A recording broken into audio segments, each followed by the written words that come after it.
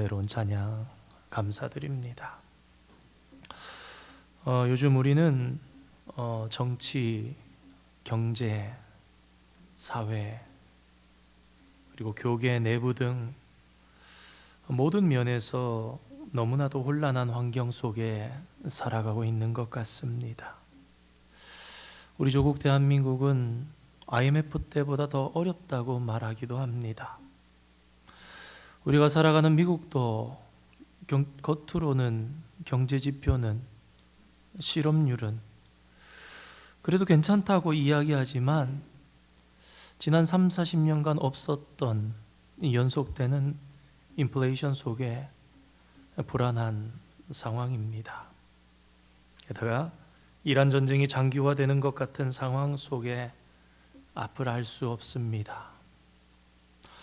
정치적으로도 한국, 미국 할 것 없이 전 세계가 혼란한 상황입니다. 장기적으로 전쟁이 되길 원하지 않는다 그러지만 정말 그런 마음인 건지, 장기적으로 돼야 이익이 있는 건지 속내를 알기는 어렵습니다. 세상만 혼란한 것이 아닙니다. 교계 안에서 정치하는 분들의 그런 거짓과 타락이 드러나는 것을 보면 마음이 아프지만 이제 교회 안도 이렇게 상하게 되었나 하는 생각을 금하지 않을 수 없습니다. 수십 년간 복음 전파를 사명으로 기독교 미디어를 대표하던 분이 대형 교회들을 움직여 나라의 정치를 좌지우지하는 것 아니냐, 그런 의심을 받기도 했습니다. 정말 우리가 전하는 예수님의 이름까지도 세상 가운데 때로 조소를 받는 그런 불행한 시대가 되어버린 것 같습니다. 가정은 어떻습니까? 다 자란 성인 아들이 보험금 때문에 어머니를 청부살해하려 한 사건도 있고, 친부모가 자녀를 학대하여 죽음으로 몰기도 합니다. 사회도, 교회도, 가정도 기쁨과 웃음을 잃은 지 오래인 것만 같습니다. 그렇다면 과연 오늘날 사람들은 그러한 갈증과 문제를 어디에서 풀고 있는가 생각해 볼 때 여러분들도 어렵지 않게 생각하시는 것처럼 오늘날 대다수의 사람들이 그 갈증을 TV나 유튜브 앞에서 풀고 있는 것 같습니다. 유튜브나 미디어 쇼츠를 보면서 만족감을 느낍니다. 내가 나가서 뭔가 행동을 하지 않았지만 그럴듯한 지식이 내 안에 들어오는 것 같고, 내가 아니지만 누군가가 감성적으로, 누군가가 보람적으로 행동한 것을 보면서 대신 내가 만족을 느낍니다. 그러면서 이걸 올렸나, 이런 걸 올렸나, 그러면서 손은 계속 올라갑니다. 왜 그렇습니까? 몇 개 뒤에 또 괜찮은 내용이 나올지 모른다는 그런 막연한 기대감 속에서 숙면을 취하지 못해 피곤해하면서도 손에서 잠자리에서까지 휴대폰을 놓지 못하는 이들이 대부분이라고 합니다. 사람이 왜 밤늦게까지 잠을 안 자는가? 가장 큰 이유가 그날 무언가 내가 뜻깊게 보내지 못했기 때문이라고 합니다. 그래서 무언가를 채우려는 그런 마음도 있다라고 하지요. 하지만 그런 것들 역시 순간적인 기쁨과 웃음을 우리에게 선사할 뿐 돌아서면 오히려 우리의 가슴은 더 냉랭해지고 갈증이 더욱 심화됨을 경험하게 될 뿐입니다. 이처럼 온 세상이 기쁨과 웃음을 잃어버린 것 같은 오늘날의 시대, 비극적인 상황에서 과연 성도된 저와 여러분은 어디에서 소중한 것들을 다시 회복해야 하는 것일까요? 오늘 말씀 속에는 기쁨 가운데 잔치를 벌이고 있다가 웃음을 잃어버린 위기의 사람들이 소개됩니다. 우리 조국 한국도 수십 년 전만 해도 잔치는 마을 전체의 기쁨과 즐거움이었습니다. 오죽하면 오늘 우리 마을에 누구 집에 잔치가 있다 하면은 그날 그 마을 사람들이 밥을 안 한다고, 밥을 짓지 않는다고 했습니다. 쌀밥 먹고 고기 좀 먹어볼 수 있는 날이니, 부모님들이 잔치에 갔다가 음식을 조금씩 싸오면 자녀들도 맛볼 수 있는, 그것이 집에서 밥을 하는 것보다 더 나은 상황이었던 것이지요. 그렇게 온 마을이 기쁘고 즐거운, 아마 오늘 요한복음 2장 가나 혼인잔치는 그런 마을의 축제와 같은 분위기였을 것입니다. 그렇게 결혼식 잔치가 한참 무르익어 가고 있는데 예상보다 손님들이 너무 많이 와서일까요? 그만 잔치 자리에서 포도주가 떨어지는 큰 낭패를 당하게 되었습니다. 전통 이스라엘 사회에서 잔치집에 포도주가 떨어졌다는 것은 매우 심각한 문제였다고 합니다. 물론 손님들을 잔뜩 모셔놓고 이런 일이 발생했다면 그것은 주인이 큰 망신을 당하는 것이 우리 상식에도 당연한 것 같습니다. 아니, 어떻게 잔치를 이렇게 준비할 수 있단 말인가? 손님에 대한 예우가 아니지 않느냐? 이 정도도 예측하지 못했느냐? 그럴 수 있습니다. 그런데 당시로서는 그 정도 일 정도가 아니었다고 합니다. 전통 이스라엘 사회에서 잔치집에 포도주가 떨어지면 심지어 그 집 주인이 감옥에 갈 수도 있는 그 정도 사건이었다고 합니다. 그들의 사회에서는. 오늘 본문에 포도주가 떨어졌다라는 위기의식, 신랑과 그 부모들의 입장 이해가 되십니까? 자칫 잘못하면 감옥에 가는 겁니다. 그러니 혼인잔치로 인해 웃음과 기쁨이 가득했던 그 집은 한편 한순간 그 가정의 호스트에서 지금 깊은 절망과 탄식 소리가 충만한 집으로 바뀌어 버릴 그런 위기 가운데 봉착해 있었던 것입니다. 이 위기의 상황을 알게 된 예수님의 어머니 마리아는 다른 생각을 할 겨를도 없이 곧장 자신의 아들 예수님에게 가서 이 사실을 알렸습니다.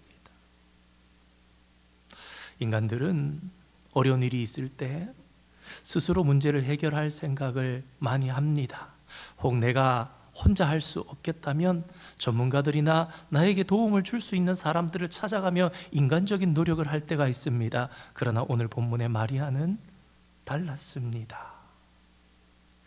그녀는 아마도 이 가정과 친분이 매우 깊어 보입니다. 어떤 신학자는 상당한 근거를 가지고 이 결혼식이 예수님의 일가 친척의 결혼식일 것이라 주장합니다. 그럴 수도 있을 것입니다. 확정까지는 하지 못해도 아무튼 분명한 사실은 이 가정의 위기에 예수님의 어머니였던 마리아가 깊이 관련되어 보인다는 것은 사실입니다. 그녀는 자신이 젖을 물려 키웠던 이 아들이 어떤 사람인지에 대해서 다른 모든 사람들보다 잘 알고 있었습니다. 어렸을 때부터 이런저런 일들이 있을 때에, 동방박사와 목자들이 찾아왔을 때에, 시므온과 안나를 만났을 때에, 그러나 마리아는 이 모든 말을 마음에 새기어 생각하니라. 당장 이해가 안 될지라도 그녀는 그 모든 말들을, 그 모든 상황들을 마음에 새겨서 생각했습니다. 성령으로 잉태된 이 아들이 과연 어떻게 될 것인가? 그녀는 자신의 아들이 지금 당장 당면한 문제를 해결할 수 있는 유일한 사람이라는 것을 알고 있었습니다. 그랬기 때문에 그녀는 예수님에게 가서 그 있는 상황을 그대로 전했던 것입니다. 자기 아들이어서 좀 도와주겠지라는 마음이 아니라 다른 누구도 해결해 줄 수 없었기 때문에 자신의 아들이지만 진지하게 도움을 요청했던 것입니다. 그 마을의 어떤 사람도 지금 이 일을 해결할 수 없다는 것을 알고 있었지만, 그러나 내 아들은 보통 사람이 아니므로 정중하게 부탁했던 것입니다. 그런데 이게 웬일입니까? 예수님은 아직 자신을 공개적으로 드러낼 때가 아니라며, 어머니, 제가 아직 이 땅에 하나님의 아들이라고 밝힐 때가 아니 되었습니다. 그러면서 거절의 답을 하십니다. 마리아는 절망이 아닐 수 없었습니다. 다른 방법이 도저히 없어서 어떻게라도 해보려는 어머니의 그런 다급한 부탁이었습니다. 그런데 아들에게 거절을 당하니 어머니 마리아의 마음이 어떠했겠습니까? 이럴 때 우리는 자주 포기합니다. 어려울 때 하나님께 기도했는데 응답이 없거나 혹 상황이 더 부정적으로 악화되면 하나님께 기도하던 일마저 그만둘 때가 있습니다. 하지만 오늘 성경의 마리아는 그렇게 하지 않았습니다. 그녀는 그 자리를 떠나가면서 하인들을 향해서 그가 너희에게 무슨 말씀을 하시든지 그대로 하라고 지시합니다. 무엇입니까? 아들을 신뢰하지 않고서는 있을 수 없는 자세입니다. 자신이 알고 있는 아들은 위기의 상황에 봉착한 그 가정의 형편을 결코 외면할 사람이 아니라는 사실을 어머니는 잘 알고 있었기 때문입니다. 사랑하는 성도 여러분, 기도하다가 신뢰하다가 그러므로 결코 낙심하지 마시기 바랍니다. 응답이 더디다거나 해결의 기미가 없다 할지라도 결코 신뢰를 중단하거나 포기하지 마시기 바랍니다. 우리 주님께서는 우리의 약함과 곤궁함과 위기를 누구보다 잘 아시고 가장 좋은 방법으로 해결해 주시기를 즐겨 하시는 분이심을 믿는 저와 여러분 되시기를 주님의 이름으로 축원드립니다. 어머니가 하인들에게 무슨 말씀이든지 시키는 대로 하라 지시하셨을 때에 예수님께서 어떻게 하십니까? 항아리에 물을 채우라 명하십니다. 이것이 무엇을 뜻합니까? 어머니의 요청대로 이 가정의 위기를 해결해 주시겠다는 예수님의 의지가 담긴 말씀입니다.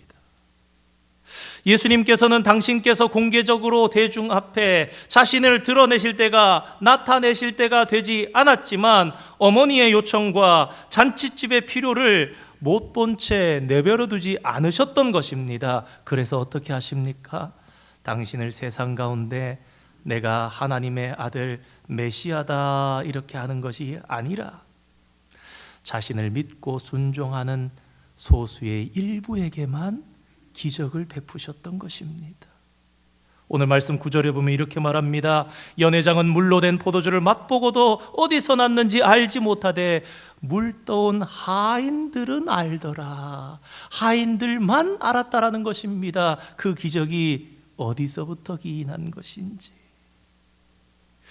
그렇게 자신의 때를 거스르지 않으시면서 어머니의 요청과 그 가정의 어려움을 한꺼번에 해결해 주신 것이었습니다. 어머니의 요청과 순종의 자세도 있었지만 예수님의 모든 명령에 순종으로 행했던 하인들에게 그분은 물을 포도주로 바꾸는 기적을 행하셨습니다. 성도 여러분, 우리가 믿는 주님은 바로 이런 분이십니다.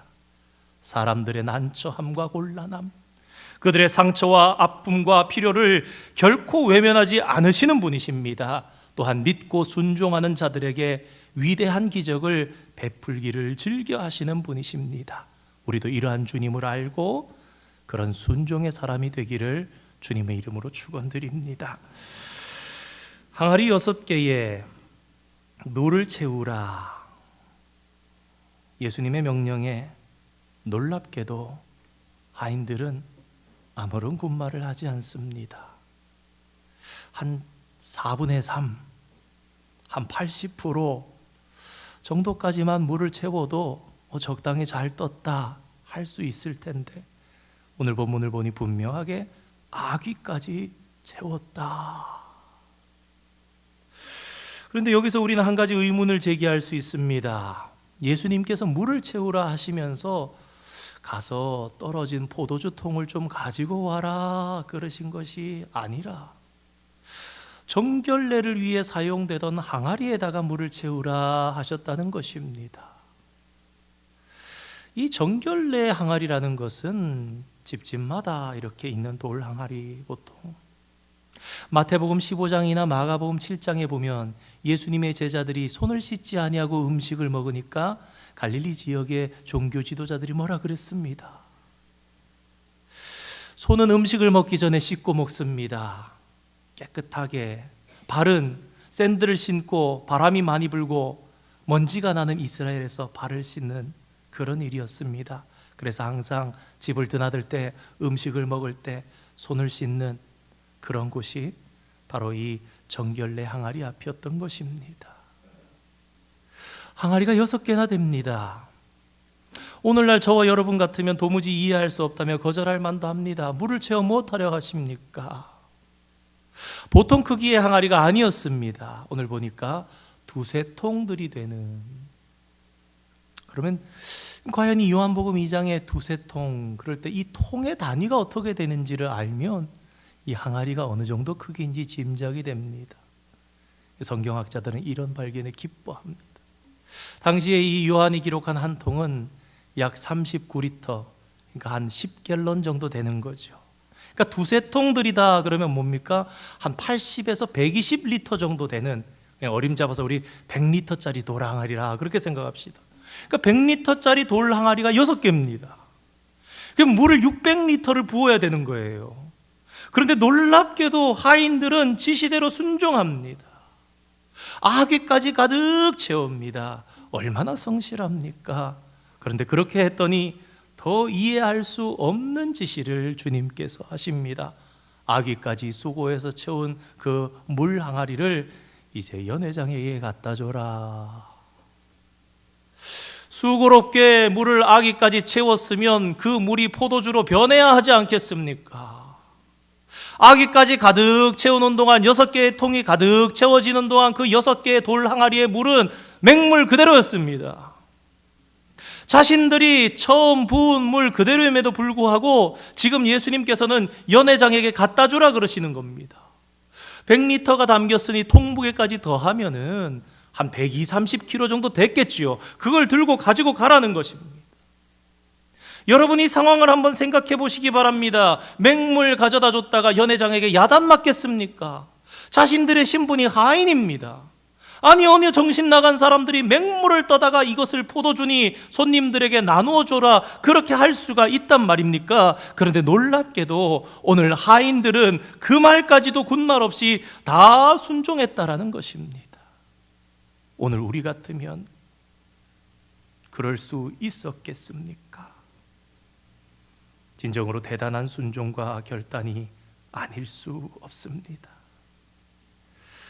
사랑하는 성도 여러분, 하나님 앞에 이 하인들과 오늘의 나를 생각해 보기를 원합니다. 때로는 불합리한 것 같아 보여도, 때로는 불가능한 것 같아 보여도, 도무지 믿을 수 없어 보여도 예수 그리스도 그분만을 제대로 신뢰함으로 순종의 열매를 맺는 주인공이 되시는 신실한 성도가 되시기를 주님의 이름으로 축원드립니다. 하인들이 예수님의 말씀에 순종해서 항아리 속의 맹물을 먼저 연회장에게 가져다 주었습니다. 여러분, 이때 이 하인들의 마음이 얼마나 조마조마했겠습니까? 분명히 자신들의 손으로 수고롭게 맹물을 떠왔는데 연회장이 맛볼 때도 맹물 그대로라면 어떻게 되겠습니까? 욕을 먹을 각오를 하고 벌이 그들에게 돌아올지도 모르는 그런 상황 아닙니까? 하지만 그들은 놀랍게도 자신들에게 지시한 분을 신뢰하면서 갔습니다. 그렇지 않았다면 그들은 그 물을 연회장에게까지 가져다 줄 수 없었을 것입니다. 드디어 연회장이 하인들이 가지고 온 물을 맛봅니다. 정말 아찔한 순간이 아닐 수 없습니다. 우리는 결론을 알고 보니까, 그래서 그렇지, 언제 한번 갓 탤런트라는 프로그램에 뭐 노래도 하고 뭐 여러 가지 탤런트를 보여주는데 마술을 보여주겠다고 좀 이렇게 아저씨처럼 보이는 한 중년의 신사가 옷도 광대같이 입고 나왔습니다. 심사위원 중에 한 여자를 나오라 그래서는 눈 보는 앞에서 이렇게 주전자를 가지고 그 컵에다가 물을 따랐습니다. 쪼로로록 하는 소리가 마이크로 다 들렸어요. 그게 들라는 거예요. 자기 하나 들고 중년의 아저씨가 들고, 그러더니 이 춤을 추면은 이 속에 있는 물이 사라진다고 그러면서 팔을 뻗었다가 다리를 실룩실룩 했다가 뒤돌아서는 엉덩이를 막 이러면서 합니다. 그러고는 이걸 따라하면 이게 주문이 돼서 이 안에 있는 컵에 있는 물이 사라진다라는 겁니다. 그래서 그 여자 심사위원이 아름다운 옷을 입고 화장을 했는데 그 춤을 추면서 돕니다. 도는 사이에 이 중년의 아저씨는 물을 마셨습니다.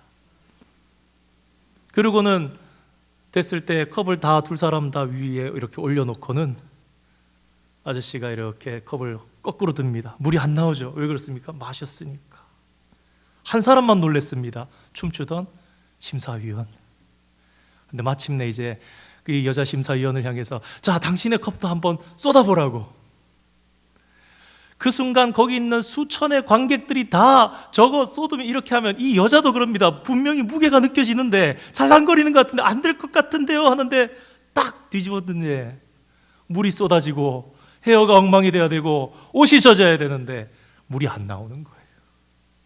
아니, 그 마술이 신기하다는 것이 아니라 정말 그런 긴장감을 가지고 이 물을 떠서 가지 않았겠습니까? 그런데 그 물로 된 포도주를 맛보고는, 포도주로 바뀐 그 기적을 맛보고는 기적인지도 모르고 그 연회장은 소리치면서 감탄합니다. 아니, 이 집은 어떻게 이렇게 훌륭하고 좋은 포도주를 지금까지 놔뒀단 말인가? 보통은 좋은 포도주를 처음에 냈다가 좀 취하고 흥이 나면 안 좋은 거 갖다 쓰다가 그럴 텐데 이 집의 신랑은 어떻게 해서 아니 여기까지 지금까지 이렇게 아까보다 더 맛있는 포도주를 남겨두었냐, 그렇게 칭찬했습니다. 포도주가 다 떨어져 절망 가운데 사색이 되어가고 있던 신랑에게 이 연회장의 칭찬이 얼마나 큰 안도와 기쁨이 되었겠습니까? 성도 여러분, 예수님께서는 바로 이런 분이십니다. 문제가 있는 사람에게 문제를 해결해 주시는 분이십니다. 상처 입은 자에게는 상처를 치유해 주시는 분이십니다. 예수님은 도움을 필요로 하는 사람에게 도움을 주시는, 외면하지 않으시는 주님이심을 믿으시는 여러분 되시기를 바랍니다. 기쁨을 잃고 단식과 절망에 빠질 뻔했던 한 가정의 잔치집이 다시금 기쁨을 되찾았습니다. 포도주가 처음보다 더 맛있어졌다라는 것은 이전 잔치의 처음 기쁨보다 지금 기쁨이 더 커졌다라는 것을 의미합니다. 왜냐하면 이스라엘에서 포도주는 기쁨을 상징하기 때문입니다. 포도주가 떨어졌다라는 것은 그 잔치집에 기쁨이 사라졌다라는 것입니다. 어떻게 이런 일이 일어날 수 있습니까? 우리 예수님께서 도우셨기 때문입니다. 그렇다면 그분은 누구이십니까? 하나님의 아들 메시아이십니다. 그분이 누구신지를 알고 신뢰하고 따르고 순종하는 자에게는 성경은 이런 일이 일어날 수 있다라는 것을 보여줍니다. 그러면 오늘 요한복음 2장 말씀은 단순하게 포도주가 떨어져서 위기에 처한 한 가정에 보다 나은 더 좋은 포도주를 공급함으로 위기에서 벗어난 사건을 말씀하고자 그래서 기록이 된 것일까요? 오늘 저와 여러분이 함께 받은 이 말씀이 그저 예수님께서는 물로 변해서 포도주가 되게 하는 기적을 행하시는 분임을 보여주는 것일까요? 세상 사람들이 다 아는 것처럼 물이 포도주 되었다, 신기하다, 그것으로 그치는 것입니까? 사랑하는 성도 여러분, 우리는 물로 포도주를 만드신 이 사건을 요한이 왜 표적이라고까지 소개하면서 7가지밖에 적지 않은 표적 중에 첫 번째 표적으로 중요하게 다루고 있는지를 알아야 합니다. 왜냐하면 그것이 바로 사도 요한이 오늘 가나 혼인잔치의 사건을 기록한 목적이기 때문입니다. 그렇습니다. 그게 복음이기 때문입니다.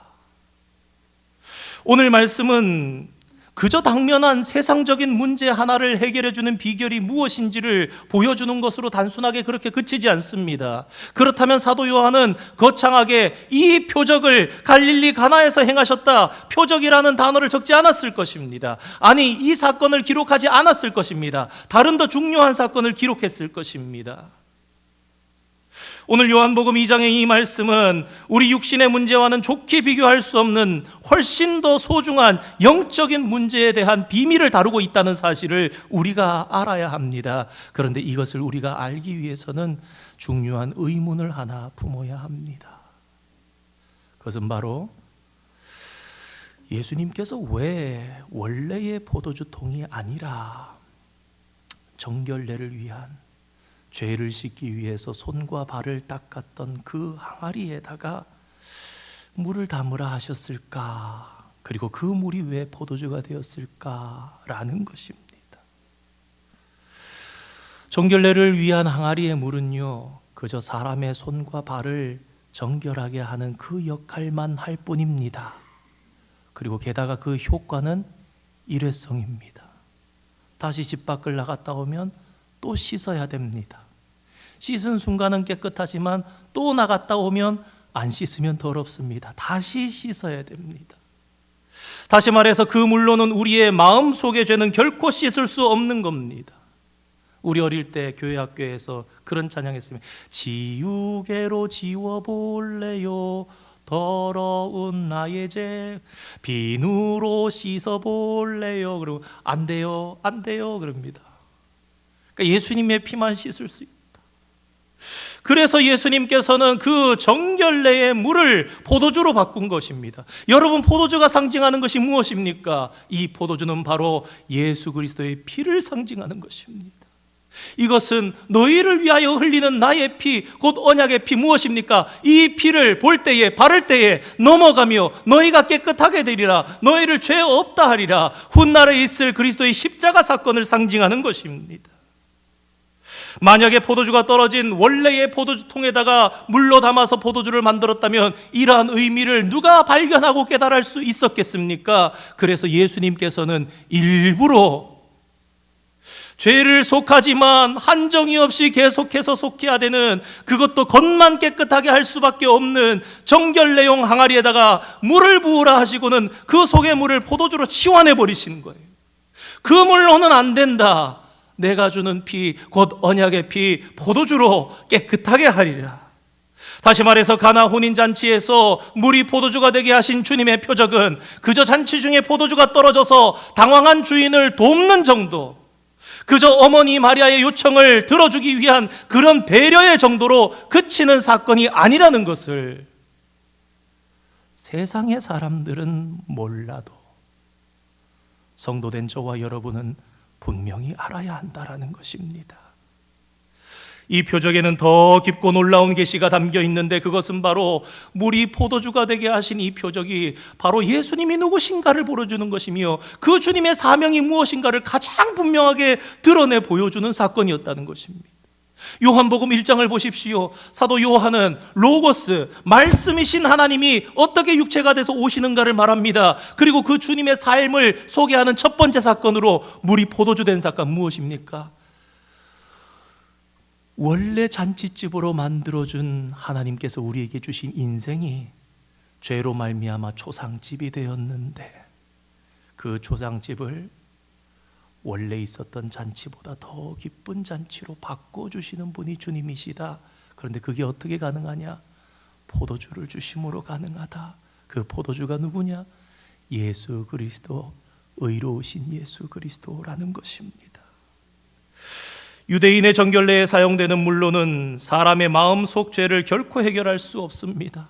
말씀드렸던 것처럼 씻어도 온전히 깨끗하게 할 수 없어서 일평생을 계속해서 씻어야 하는 그런 한계 있는 우리의 죄를 보여주는 그런 항아리입니다. 그러니 이 율법의 항아리는 우리가 우리의 죄를 결코 완전히 씻을 수 없는, 해결할 수 없는 것임을 보여주는 그런 역할을 합니다. 유대인의 정결례가 잘못된 것은 아닙니다.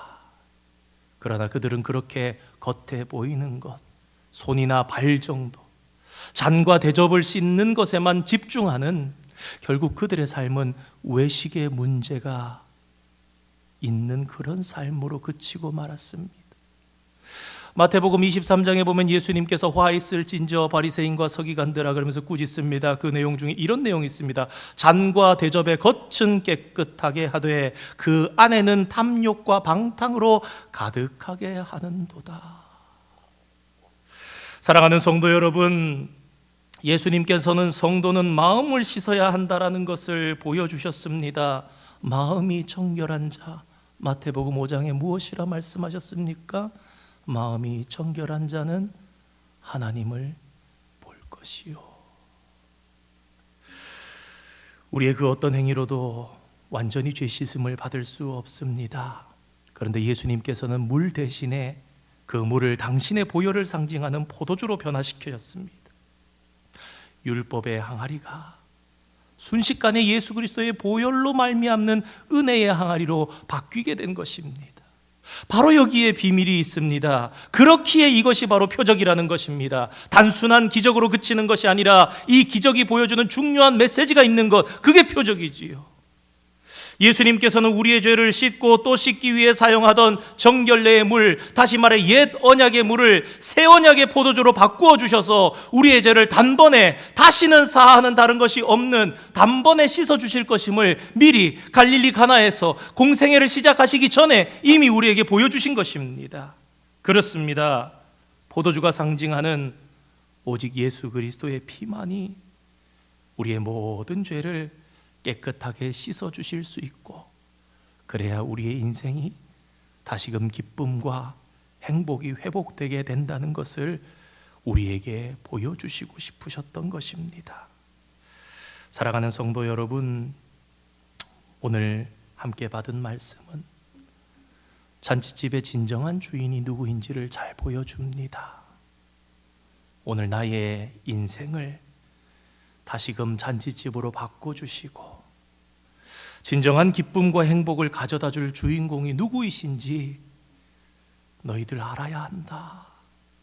한순간의 기쁨으로 끝나는 것이 아니라 영원히 그치지 않는 웃음과 기쁨을 던져주실 해답이 누구이신가, 그것이 누구에게 있는가 우리에게 생생하게 보여줍니다. 그분이 누구십니까? 우리의 참 신랑 되시는 하나님의 아들 예수 그리스도라는 것입니다. 사도 요한은 그걸 소개하고 싶었던 거예요. 인생들아, 우리가 죄 가운데 갇혀 사망으로 달려가지만 여기를 보라, 하나님의 어린 양이 있다. 물로 포도주를 만드시는 그분이 우리 안에 계실 때 우리는 다시금 행복한 삶으로 나아갈 수 있고, 씻어도 해결할 수 없는 우리의 죄의 문제가 해결받을 뿐만 아니라 영생에 이를 수 있다라는 것입니다. 사랑하는 성도 여러분, 오늘 우리는 예수님을 어떤 분으로 알고 고백하며 살아가고 있습니까? 시간이 갈수록 잃어버린 슬픔 가득해지는 이 시대 속에 오직 주님만이 영원히 없어지지 않는 기쁨을 주실 수 있는 분이라는 사실을 오늘 말씀 속에 다시금 기억할 수 있는 저와 여러분 되기를 원합니다. 오직 그분만이 우리의 가정에 영원한 행복을 가져다 주실 수 있는 분입니다. 오직 그분만이 우리의 교회와 사회에 영원한 평강을 주실 수 있는 분이심을 굳게 믿고 사시는 여러분 되시기를 바랍니다. 오늘 말씀 속에 이러한 비밀이 숨겨져 있는 것처럼 이 사순절 하나님의 말씀을 가까이 하시면서 단순한 차원의 비전에 머무는 것이 아니라 더 깊이 있는 비전으로 말씀을 대하시면서 저와 여러분의 최고의 신랑 되시는 예수 그리스도, 그분을 날마다 믿고 신뢰하며 순종함으로 영원한 기쁨과 행복과 평강을 누리시면서 사시는 성도가 다 되시기를 주님의 이름으로 축원드립니다. 함께 기도하겠습니다.